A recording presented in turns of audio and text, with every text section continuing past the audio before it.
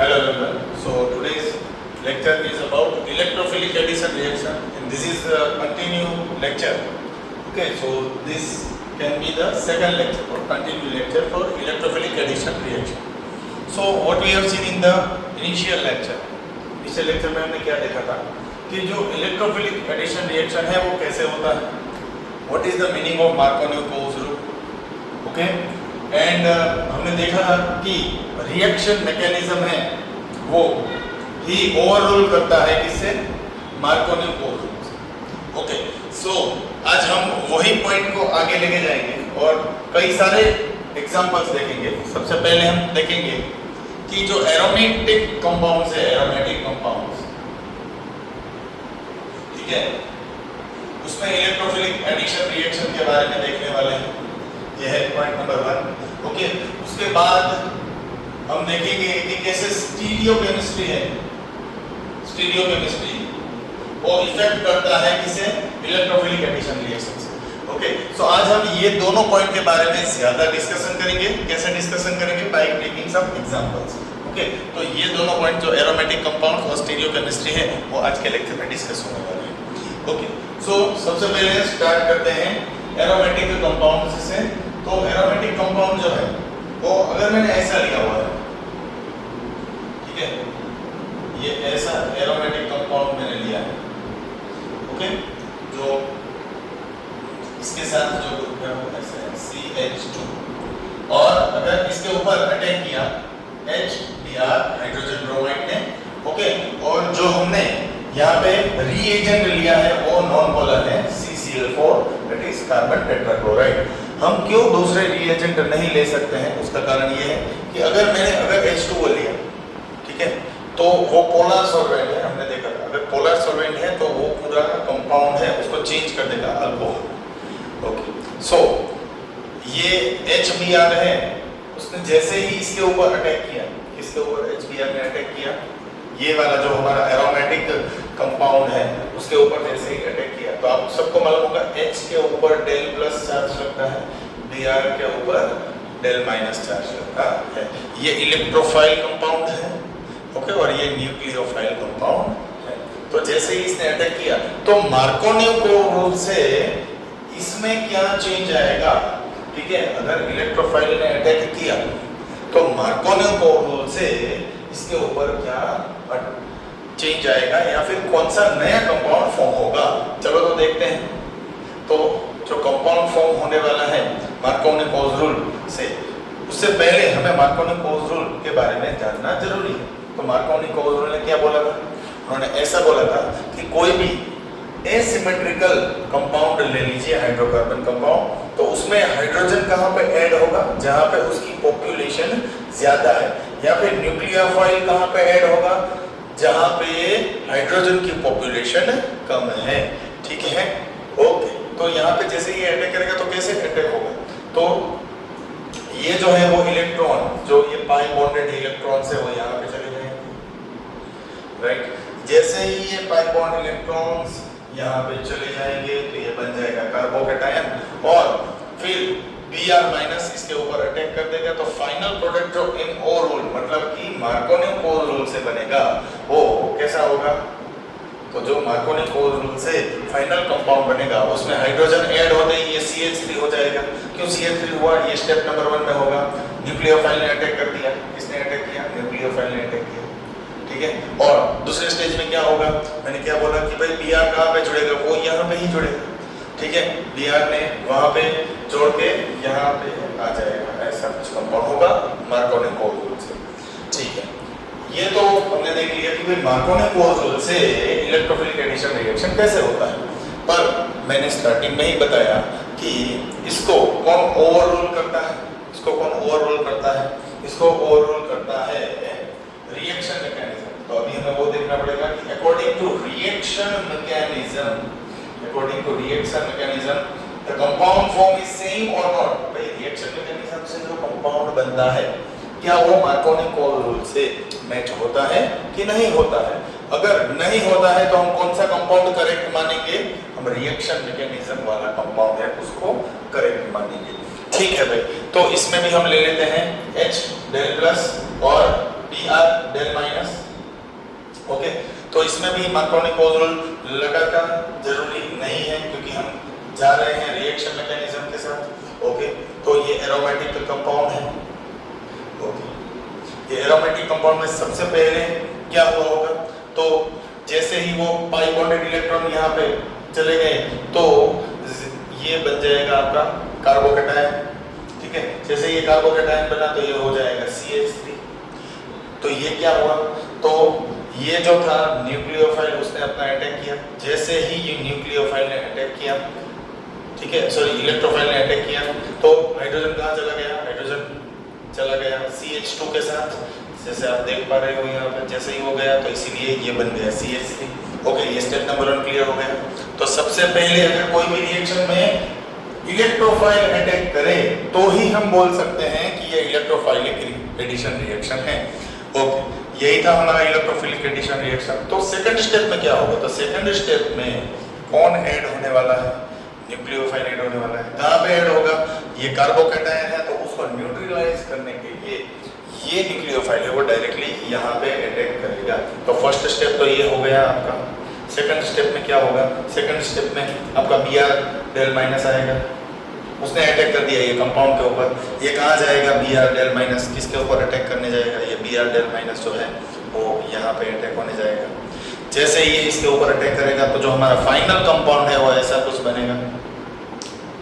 Okay, तो final compound है वो कैसा बनेगा, उसमें एक CH3 होगा, राइट, इसमें एक CH3 होगा और ये प्लस को न्यूट्रलाइज करने के लिए, कार्बोकैटायन को न्यूट्रलाइज करने के लिए Br del माइनस उसके साथ जुड़ जाएगा। इसका मतलब ये भी Br होगा। तो इससे हमने देखा कि भाई मार्कोनी कोज रूल से और मैकेनिज्म से जो हमें कंपाउंड मिला एरोमेटिक कंपाउंड, ठीक है, वो दोनों कंपाउंड एक जैसे हैं, सिमिलर है। ये एग्जांपल से हमने ये सीखा कि मार्कोनी कोज रूल और जो हमने रिएक्शन मैकेनिज्म देखा, दोनों से जो कंपाउंड फॉर्म हुए हैं वो एक ही जैसे हैं। ओके, तो ये एग्जांपल में तो कुछ और उनकी बात आती ही नहीं है, राइट। ओके, तो हम नेक्स्ट एग्जांपल की ओर जाएंगे और चेक करेंगे कि क्या रिएक्शन मैकेनिज्म है वो ओवरऑल कर रहा है कि नहीं। एक्चुअल में ओवरऑल ही करेगा, पर हम अलग अलग एग्जांपल से इसको चेक करेंगे। ठीक है, तो आगे बढ़ते हैं कि रीअरेंजमेंट है क्या वो इलेक्ट्रोफिलिक एडिशन रिएक्शन को अफेक्ट करता है कि नहीं। जरूर करता है। रीअरेंजमेंट से कार्बोकैटायन की स्टेबिलिटी डिसाइड होती है, राइट। तो हम नेक्स्ट एग्जांपल में वही देखेंगे, ओके, कि रीअरेंजमेंट है वो पिक्चर में आएगा और हम देखेंगे कि मार्कोनी कोज रूल है वो यहाँ पे फेल हो जाता है। चलो तो चेक करते हैं अभी। तो एक सेकंड एग्जांपल आज का CH3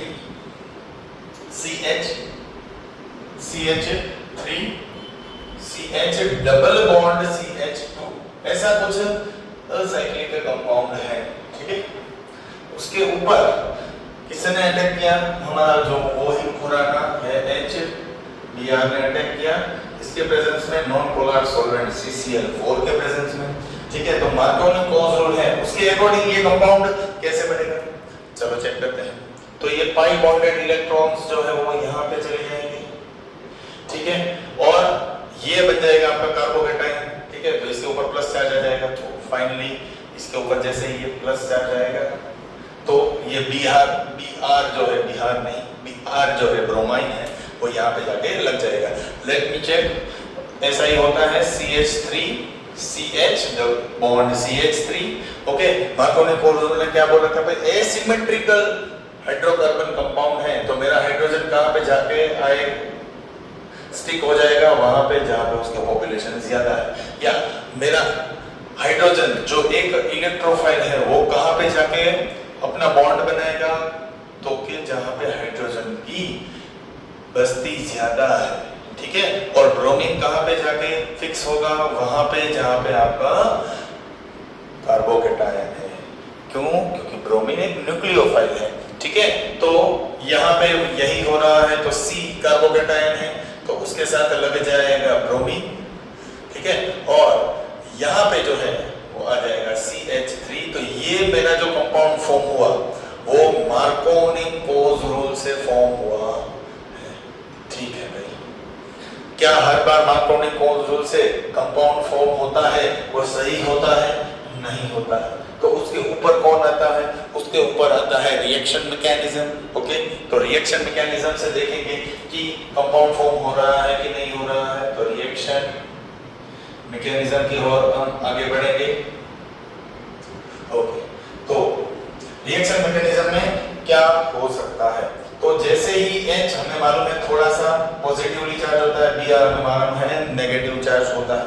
तो सबसे पहले स्टेप में क्या आएगा? तो इसमें क्या कोई रीअरेंजमेंट पॉसिबल है? क्या मैं इसको ऐसे लिख दूं? क्या मैं इसको थोड़ा सा ऐसे चेंज करके ऐसे लिख दूं कि ये Br है और ये H है? ठीक है, तो ठीक है, मतलब ये CHBr यहाँ पे कुछ चेंज करके ऐसे लिख दूं, then it's okay, right? Then it doesn't matter. Okay. तो इसमें भी मैं क्या इसको ऐसे लिख सकता हूँ? हाँ, लिख सकता हूँ। तो क्या इसमें कुछ रीअरेंजमेंट की, ये कंपाउंड में क्या कुछ रीअरेंजमेंट की पॉसिबिलिटी है? जरूर है। ओके, रीअरेंजमेंट है, उसका क्या कोई ऑर्डर है हमारे पास जो हमने पहले पढ़ा हुआ है? हाँ, जरूर है, राइट? उसमें क्या कोई प्रायोरिटी होती है? हाँ, होती है। क्या है वो प्रायोरिटी? रीअरेंजमेंट की। जो रीअरेंजमेंट का शिफ्ट ऑर्डर होता है वो ऐसा होता है, H माइनस पहले, ठीक है, किससे पहले? फिनॉल ग्रुप से पहले, राइट? फिनॉल ग्रुप है उससे भी ज्यादा होता है CH3 माइनस, मतलब कि मिथाइल। ये है आपका प्रायोरिटी ऑर्डर फॉर रीअरेंजमेंट, ठीक है ना? तो सबसे पहले अगर आप देखो इसमें तो हाइड्रोजन भी है और मिथाइल भी है, पर सबसे पहला शिफ्ट किसे मिलेगा? हाइड्रोजन को। उसके बाद किसको मिलेगा? फिनाइल को। और उसके बाद मिलेगा मिथाइल को। तो यहाँ पे मिथाइल को शिफ्ट करने की जरूरत नहीं है। और जरूर एक चीज जरूर ध्यान रखनी है कि शिफ्टिंग कहाँ पे होगा? नेबर्स में होगा, आजू बाजू अगल बगल में होगा, ठीक है ना? कहीं पर भी शिफ्टिंग नहीं हो जाएगा। ओके, तो सबसे पहले स्टेप तो वही कॉमन है कि भाई ये पाई बॉन्डेड इलेक्ट्रॉन है वो यहाँ पे चले जाएंगे और जिसके कारण जो कंपाउंड फॉर्म होगा वो कुछ ऐसा होगा, CH3 C bond H CH3C, ये कार्बोकेटायन बन जाएगा और ये हाइड्रोजन है, जो ये वाला हाइड्रोजन है उसने जैसे ही इधर अटैक किया, ठीक है, तो ये बन जाएगा CH3 और ये बन जाएगा कार्बोकेटायन। क्यों? क्योंकि इसने अपने इलेक्ट्रॉन्स बाजू वाले को दे दिए, सिंपल सी बात है, ठीक है। इसने क्या किया? इसने अपने इलेक्ट्रॉन्स बाजू वाले को दे दिए, भाई ले जा, कोई बात नहीं है, ठीक है। तो ये तो लेके चला गया। क्यों लेके चला गया? किसने अटैक मारा? इलेक्ट्रोफाइल ने अटैक किया। फर्स्ट स्टेप में क्या हुआ? इलेक्ट्रोफाइल ने अटैक किया। अटैक किया तो क्या हुआ? ये हाइड्रोजन जाके चिपक गया। किसके साथ चिपक गया? जहाँ पे हाइड्रोजन की संख्या ज्यादा थी, सेम एज मार्कोनी-कोल्स। पर अभी देखते हैं, पर एक क्वेश्चन ये भी आता है कि क्यों हमने कार्बोकेटायन यहाँ पे नहीं बनाया? यहाँ पे ही क्यों बनाया? यहाँ पे इसलिए बनाया क्योंकि आपको 2 डिग्री कार्बोकेटायन मिलता है। So as we all know, 2 degree carbocation is a more stable than 1 degree carbocation. मैं इसकी उल्टी प्रोसेस भी कर सकता था, मतलब कि मैं कुछ ऐसा करूं कि ये जो पाई बॉन्डेड इलेक्ट्रॉन्स हैं वो यहाँ पे चले जाए और इसके ऊपर आ जाए प्लस चार्ज, पर इससे जो कार्बोकेटायन बनता वो 1 डिग्री बनता, जो हमें ज्यादा स्टेबल कार्बोकेटायन नहीं मिलता। इसीलिए हमने ऐसा कुछ किया है।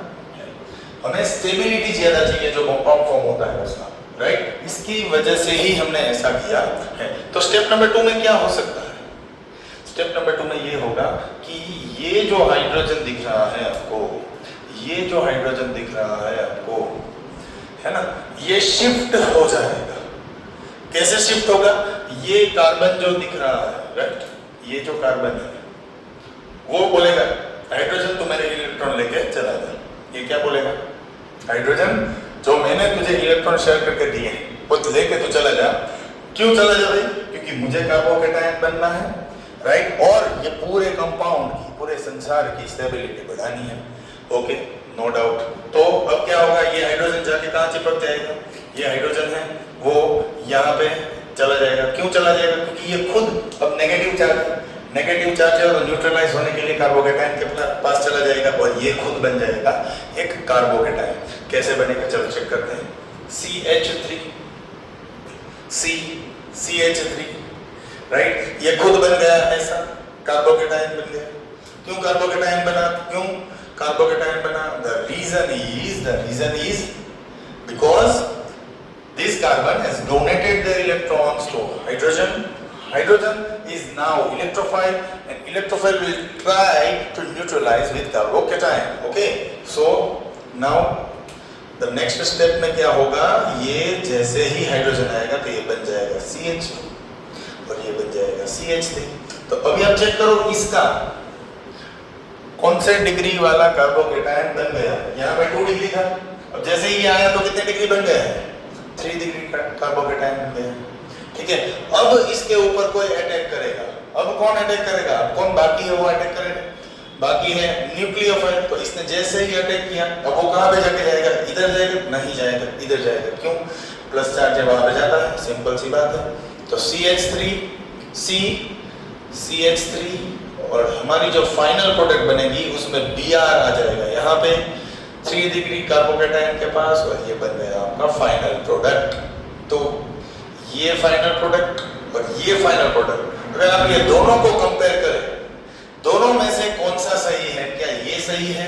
ये गलत है। कौन सा सही है? ये सही है। इसका मतलब ये सही जो प्रोडक्ट मिला, राइट, उसके लिए हमें रिएक्शन मैकेनिज्म को देखना पड़ा। और इसमें क्या नया आया? इसमें जो नया आया वो आया रीअरेंजमेंट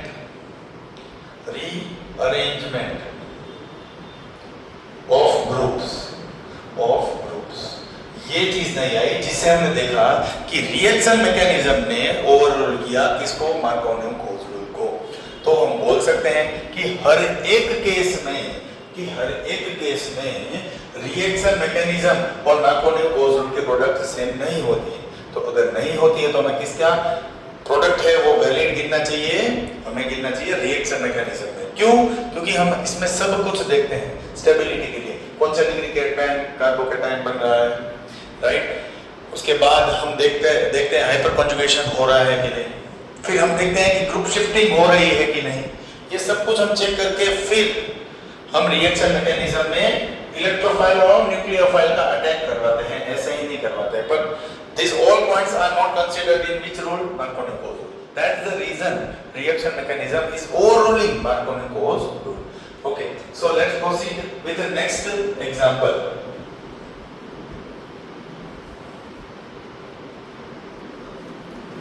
तो अभी हम और एक एग्जांपल देखेंगे, ठीक है, जिसमें रीअरेंजमेंट ऑफ ग्रुप्स की बात होगी। पर अब रीअरेंजमेंट है वो हाइड्राइड का हमने देखा था इसके पहले वाले एग्जांपल में। अभी हम चेक करने वाले हैं मिथाइल का रीअरेंजमेंट वाला example.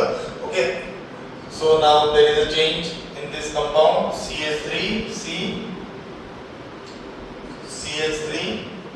CH3CH double bond CH। तो ये कुछ कंपाउंड दिया है आपको, ठीक है। अगर इसके ऊपर फिर से किसने अटैक किया? चलो अभी हम चेंज कर देते हैं। HCl ने अटैक किया in the presence of CCl4। किसने अटैक किया?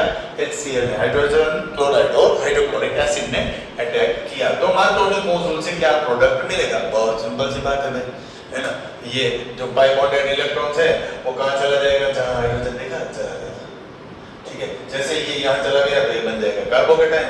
तो बहुत ही इजी है सर इसकी प्रोडक्ट बनानी, है ना। CH3 C बॉन्ड CH3 ठीक है, यहाँ पे आपका बन जाएगा कार्बोकेटाइन। क्यों? क्योंकि सब दान पुण्य का काम इसने ही किया है, ठीक है। जैसे इसने दान पुण्य कर दिया किसका? इलेक्ट्रॉन का, है ना। तो ये एक बॉन्ड टूट गया, एक इलेक्ट्रॉन है और वहां चला, दोनों इलेक्ट्रॉन वहां पे चले गए, जिसके कारण यहाँ पे आ गया CH3। सिंपल सी बात है सर, बन गया कंपाउंड, ठीक है। और क्योंकि ये कार्बोकेटाइन था तो ये कार्बोकेटाइन को न्यूट्रलाइज करने के लिए आया, कौन आया? न्यूक्लियोफाइल आया। जैसे अटैक किया यहाँ पे हो गया। सिंपल सी बात थी सर, बना ली। क्या ये सही है? No, you can not tell that the compound form is a true compound. Why? Because Markovnikov rule can differ from reaction mechanism. So let's check what is the product with reaction mechanism, reaction mechanism से कौन सी product आती है वो हम check करने वाले हैं। तो अभी हम जा रहे हैं रिएक्शन मैकेनिज्म से और कंपेयर करेंगे कि क्या प्रोडक्ट में चेंज आएगा, जरूर आएगा, मैं पहले से बता देता हूं जरूर आएगा, ठीक है ना, इसीलिए ऐसा एग्जांपल लिया है हमने। ओके, सो इसमें कुछ शिफ्ट होगा क्या, इसमें कुछ अगल बगल में शिफ्ट होगा क्या, कुछ दिख रहा है जो शिफ्ट हो सकता है? जी हाँ, हो सकता है।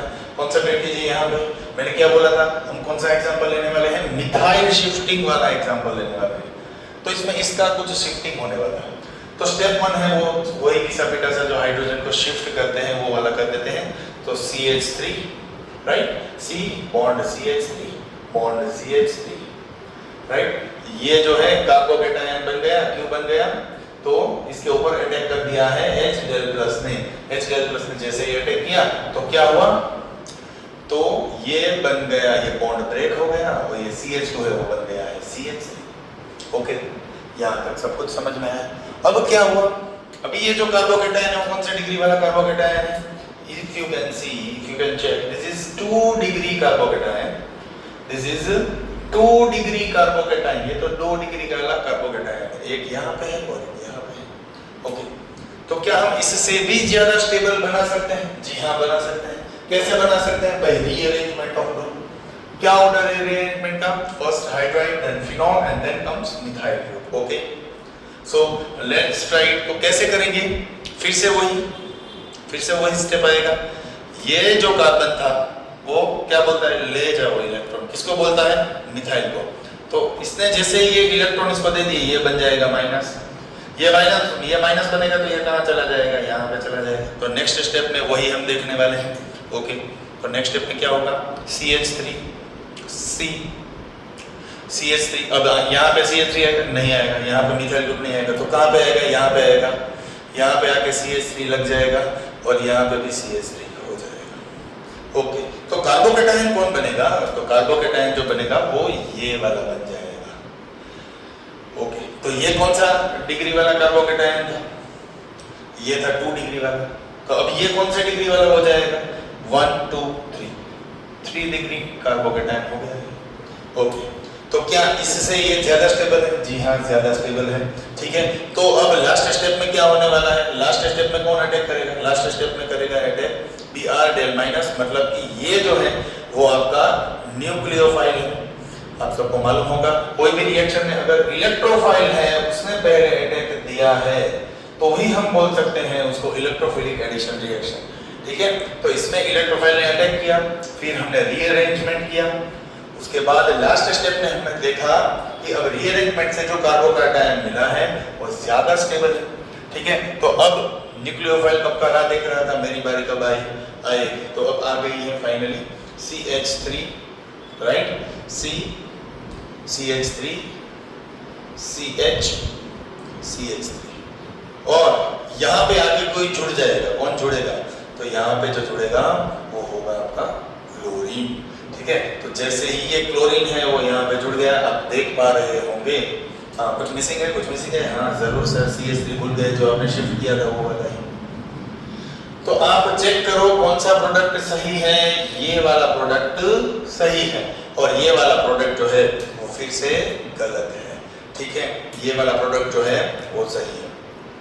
ओके, तो हमने फर्स्ट लेक्चर में वही देखा था कि इलेक्ट्रोफिलिक एडिशन रिएक्शन कैसे होता है, right from the basics up to electrophilic addition reaction. और हमने एक आधी एग्जांपल डिस्कस किया था जिसमें हमने देखा था मार्कोनी-कोज रूल का इलेक्ट्रोफिलिक एडिशन रिएक्शन में कैसे इंप्लीमेंटेशन होता है। फिर मैंने आपको बताया था कि भाई each and every time reaction mechanism will overrule Markovnikov's rule. Why? तो रीअरेंजमेंट के आज हमने एग्जांपल देखे, एरोमेटिक कंपाउंड्स के देखे। अभी कुछ बाकी है, हाँ थोड़ा सा बाकी है सर, स्टीरियोकेमिस्ट्री के बारे में कुछ भी डिस्कशन नहीं हुआ। इसका मतलब क्या है कि भाई कोई भी न्यूक्लियोफाइल ने अगर अटैक किया तो क्या वो ऊपर से अटैक कर सकता है, नीचे से अटैक कर सकता है, लेफ्ट साइड से अटैक कर सकता है कि राइट साइड से अटैक कर सकता है। तो ये सब कुछ जानने के लिए हमें स्टीरियोकेमिस्ट्री को भी इसमें लगाना पड़ेगा। तो हम नेक्स्ट जो एग्जांपल डिस्कस करने वाले हैं, it's about stereochemistry, that is our next part. Okay, so let's begin about stereochemistry. So now we will see in stereochemistry that how electrophile or nucleophile will attack.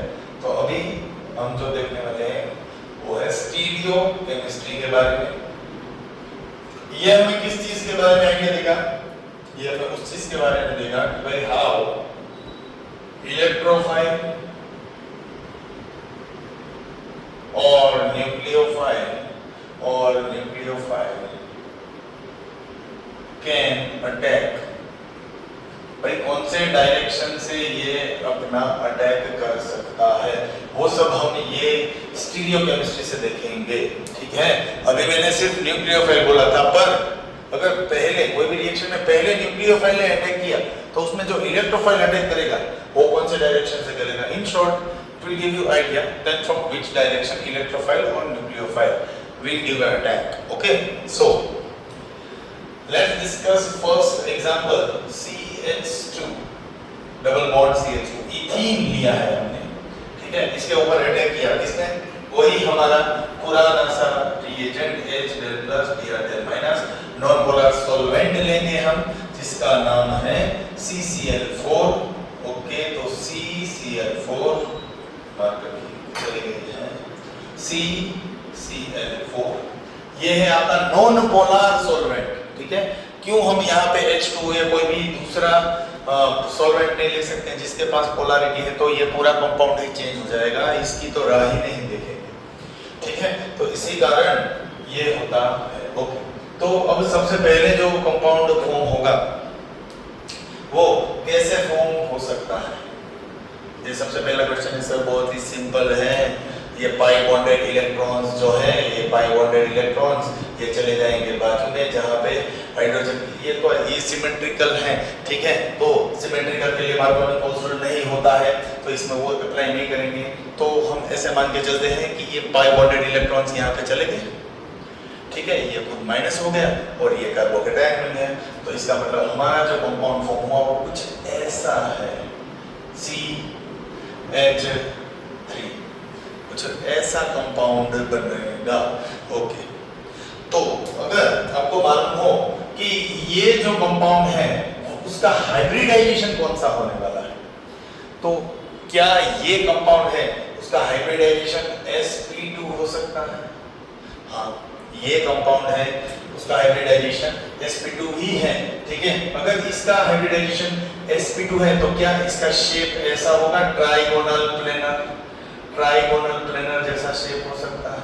हाँ, जरूर हो सकता है trigonal planar जैसा shape, क्योंकि हमने पढ़ा है ना, हाइब्रिडाइजेशन है उसके अकॉर्डिंग शेप चेंजेस होते हैं। तो अगर sp2 हाइब्रिडाइज्ड है तो ये ट्राइगोनल प्लेनर है, तो इसका शेप कैसा बन सकता है? तो इसका शेप जो बनेगा वो कुछ ऐसा बनने वाला है। C, ये H2 है वो ऐसे जुड़ जाएंगे, राइट, और जो CH3 है वो यहाँ पे आ जाएगा, और यहाँ पे जो दो लोब्स हैं, है ना, ऐसे दो लोब्स आएंगे जिसमें यहाँ पे आएगा आपका कार्बोकेटायन का प्लस। ठीक है, और यहाँ पे क्या जुड़ गए हैं हम? हाइड्रोजन और हाइड्रोजन, तो कुछ ऐसा होगा ट्राइगोनल प्लेनर। ये बन गया आपका ट्राइगोनल प्लेनर वाला अरेंजमेंट। जी हाँ सर, जरूर बन गया है, ये देख लीजिए बन गया। ठीक है, ट्राइगोनल प्लेनर वाला अरेंजमेंट बन गया। तो अभी हमें ये चेक करना है कि अगर ये sp2 हाइब्रिडाइज्ड है तो नेक्स्ट स्टेप में इसके ऊपर अभी सबसे पहले हमने किसका अटैक करवाया है, क्योंकि हम इलेक्ट्रोफिलिक एडिशन रिएक्शन देख रहे हैं तो हमने H+ का अटैक करवाया। जैसे ही ये यहाँ पे जुड़ गया है, ठीक है, उसके बाद इसका जो शेप है वो ऐसा दिखेगा। तो अब कौन आने वाला है पिक्चर में? अब आने वाला है Br-, मतलब कौन अटैक करेगा? अभी जो अटैक करेगा वो है आपका न्यूक्लियोफाइल। अभी न्यूक्लियोफाइल ने अटैक किया, ठीक है, तो वो देखना पड़ेगा क्या वो ये ऊपर अटैक करेगा कि वो नीचे अटैक करेगा। तो क्योंकि इसमें तो वैलेंसी सेम है, कायरल सेंटर नहीं है, ठीक है, तो ये जो अटैक करेगा है तो उसमें कितना प्रोडक्ट बनेगा और कैसे बनेगा? तो इसमें दो प्रोडक्ट बन सकते हैं, या तो Br- है वो कहाँ चला जाएगा, या तो वो यहाँ पे चला जाएगा भाई, है ना, या तो ये Br- है वो कहाँ चला जाएगा, यहाँ पे चला जाएगा। तो उससे जो प्रोडक्ट बनेगी वो कैसी प्रोडक्ट बनेगी? वो क्या RS रेसिमिक मिक्सचर बनाएंगे कि नहीं? जरूर से बनाएंगे। चलो चेक करते हैं कैसे बनता है। तो सबसे पहला जो प्रोडक्ट बनेगा वो कुछ ऐसा होगा, ठीक है। यहाँ पे हाइड्रोजन हाइड्रोजन, अगर ये Br ने इसके ऊपर अटैक किया तो ये Br ही बोल देता हूँ, Br जाना पड़ेगा, ठीक है। तो ये Br आ गया, और अगर नीचे से अटैक किया, ठीक है, तो ये कुछ ऐसा हो जाएगा, राइट। ये Br यहाँ पे आ जाएगा, ये कार्बोकेटायन का प्लस चार्ज, ये यहाँ पे CH3। तो ये वाला जो है वो R वाला हुआ, और ये वाला जो S हुआ तो ये RS, ये जो बना है इसका नाम है रेसिमिक मिक्सचर। ये जो बना है इसका नाम है रेसिमिक मिक्सचर, ठीक है। RS का मतलब रेसिमिक मिक्सचर बन गया है, ठीक है। हर बार जरूरी नहीं है कि रेसिमिक मिक्सचर ही बनेगा, कई सारे केसेस में मिरर इमेजेस भी बनते हैं जिसको हम एनांशियोमर्स भी बोला जाता है, और कई केस में अगर एनांशियोमर्स नहीं बनते हैं, मतलब अगर मिरर इमेज नहीं बनती है दोनों कंपाउंड की, है ना, तो स्टीरियोआइसोमर्स भी बन सकते हैं, ठीक है। तो यहाँ पे जो हमारा बना है वो R और S है, मतलब रेसिमिक मिक्सचर बना हुआ है। तो यहाँ पे हमने क्या देखा, स्टीरियोकेमिस्ट्री के बारे में देखा, ठीक है। हमने देखा कौन सा हाइब्रिडाइजेशन है, उसके अकॉर्डिंग हमारे न्यूक्लियोफाइल ने कहां से अटैक दिया, अप और डाउन साइड से दिया, तो उसके कारण जो कंपाउंड फॉर्म हुए वो दो R और S वाले कंपाउंड फॉर्म हुए। ओके, ठीक है, इतना समझ में आ गया होगा।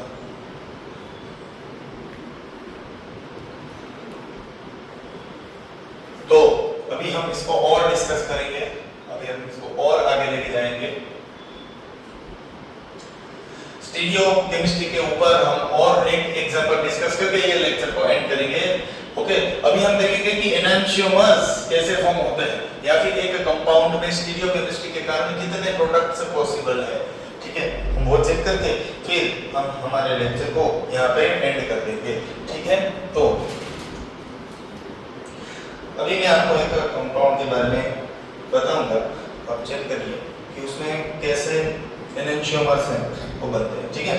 तो अगर एक हमारे पास कंपाउंड है, आज का 5th एग्जांपल हम डिस्कस करने वाले हैं, CH2 डबल बॉन्ड CH2 या C, ऐसा कुछ कंपाउंड है, एक साइक्लिक एरोमेटिक कंपाउंड यहाँ पे लगाया हुआ है, ओके। तो इसके ऊपर अगर हमारे,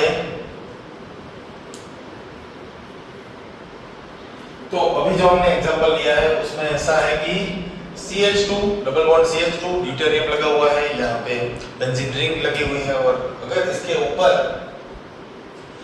हमने HCl का अटैक किया CCl4 के प्रेजेंस में, नॉर्मल सॉल्वेंट के प्रेजेंस में, तो अब क्या होने वाला है, ठीक है। तो सबसे पहले हमें मालूम है H डेल प्लस है वो अटैक करेगा, किसके ऊपर अटैक करेगा, ये कंपाउंड के ऊपर। तो सबसे पहले स्टेप में जो बनेगा CH3 double bond C deuterium, और यहाँ पे रेजोनेंस के कारण अभी जो बनेगा वो कुछ ऐसा, रेजोनेंस के कारण बेंजीन रिंग है वो ऐसी बन जाएगी, ठीक है। अल्टरनेट पोजीशन पे डबल बॉन्ड आ जाएगा, ठीक है। और ये जो बन जाएगा आपका वो हो जाएगा कार्बोकेटायन, ठीक है। तो ये जो बन जाएगा वो बन जाएगा आपका कार्बोकेटायन। क्या ये कार्बोकेटायन स्टेबल है? हाँ, जरूर स्टेबल है। 2 डिग्री बन गया, एक कार्बन इसका और एक कार्बन इसका, ओके। तो ये कार्बोकेटायन क्यों स्टेबल है? एक तो ये 2 डिग्री बन गया, और दूसरा रीजन ये है कि इसके साथ बेंजीन रिंग भी जुड़ी हुई है, ओके। तो यहाँ तक तो सब कुछ समझ में आ गया। अभी हम दूसरे स्टेप में किसको अटैक करवाएंगे? दूसरे स्टेप में अटैक करवाएंगे इसके न्यूक्लियोफाइल को अटैक करवाया। दूसरे स्टेप में जैसे ही न्यूक्लियोफाइल ने अटैक किया तो ये Cl माइनस है वो कहाँ पे जाएगा? यही तो हमें पढ़ना है, यही स्टीरियोकेमिस्ट्री है, वो हमें आइडिया देती है कि भाई ये Cl है वो कहाँ पे, ये कहाँ पे जाके लग जाएगा। इसके लिए थोड़ी सी मैं ये फिगर है उसको अरेंज करूंगा, वो सेम ही है मतलब, ठीक है। और यहाँ पे एक गड़बड़ है, ये बॉन्ड टूट गया तो ही ये कार्बोकेटायन बनेगा, तो ही हाइड्रोजन यहाँ पे आएगा, ठीक है। अगर ये आपने देखा ये कोई सेंटर है, ठीक है, ये कोई सेंटर है, इसके कारण ये स्टीरियोकेमिस्ट्री का एक बहुत ही अच्छा एग्जांपल बन जाता है। क्यों? ये एक सेंटर है और उसके कारण ही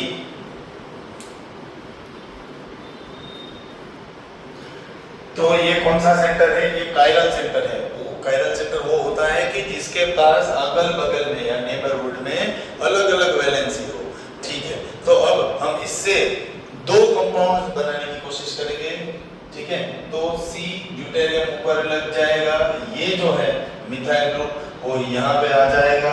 ओके, तो ये जो बेंजीन रिंग है वो नीचे हम रख देते हैं और यहाँ पे एक तरफ हम लगाएंगे क्लोरीन।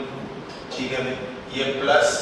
क्या इसकी दूसरी पॉसिबिलिटी है? ये तो अगर हमारे क्लोरीन ने अटैक किया कौन से तरफ से?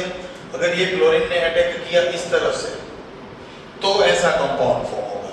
ठीक है, तो ऐसा कंपाउंड फॉर्म होगा। पर अगर ये क्लोरीन ने इस तरफ से अटैक किया तो कैसा कंपाउंड फॉर्म होगा? तो पहला अटैक है तो उसमें ये कंपाउंड फॉर्म होगा, दूसरे अटैक से कैसा फॉर्म होगा? चलो देखते हैं। कुछ तो गड़बड़ है दया। हाँ, अब सही है। अब आगे बढ़ते हैं। C, यहाँ पे D, यहाँ पे CH3, यहाँ पे आपकी बेंजीन रिंग। अब जो क्लोरीन है वो यहाँ पे लग जाएगा और CH3 यहाँ पे लग जाएगा। अगर आप इसको अच्छे से देखें तो क्या ये जो है वो एक दूसरे का मिरर इमेज है? अगर मैं एक मिरर को यहाँ पे लगा देता हूँ, ठीक है, प्लेन मिरर को लगा दिया, तो क्या इसमें लेटरल इन्वर्जन हुआ है, हॉरिजॉन्टल शिफ्ट हुआ है? ये यहाँ पे है। ये दोनों को चेक कीजिए। ओके, तो ऐसे मिक्सचर जिसमें R और S मतलब रेसिमिक मिक्सचर तो बने ही हैं, पर ये रेसिमिक मिक्सचर जो है वो एक दूसरे का मिरर इमेज भी है। अगर आप चेक करो, है ना, ये एक दूसरे के मिरर इमेज भी है, जो मैंने आपको समझाने की कोशिश की। क्यों? क्योंकि क्लोरीन है वो लेफ्ट से भी अटैक कर सकता है, राइट से भी अटैक कर सकता है, तो न्यूक्लियोफाइल की पोजीशन उसके हिसाब से चेंज हो जाएगी।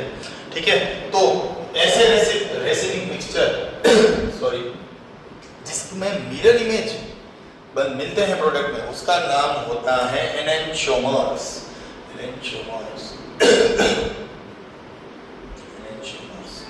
तो यहाँ पे हमने आज के लेक्चर में क्या क्या डिस्कस किया कि कैसे रिएक्शन मैकेनिज्म है वो ओवरऑल करता है, कैसे किसको मार्कोनी को।